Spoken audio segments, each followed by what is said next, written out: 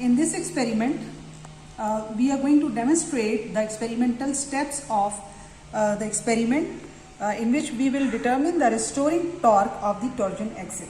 So we have already discussed this theory earlier on, and now we will just explain the experimental step in this video.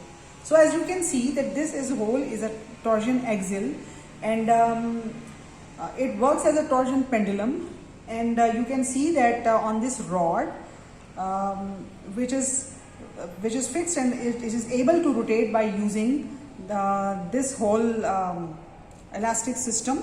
So these two masses are mounted on this rod, and each mass is 240 gram.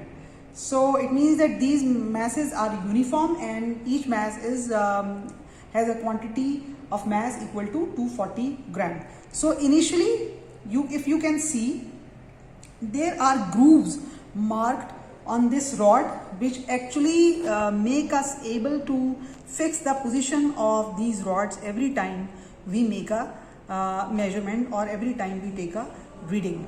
So in our first reading, we will make it to rotate at 180 degree position. We will reverse it at 180 degree position, and then we will make it to rotate like that, and we will measure the time for 5 vibrations.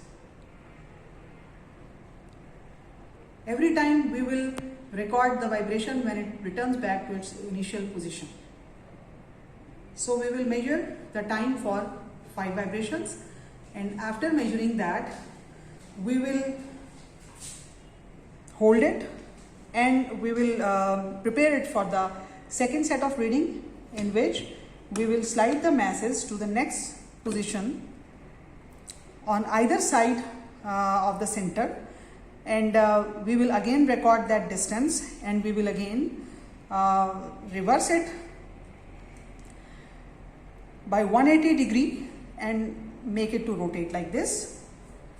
So that is a torsion pendulum actually, you can see, and every time we return back to its initial position, we will call it 1 vibration, and we will measure the time period of 5 vibrations.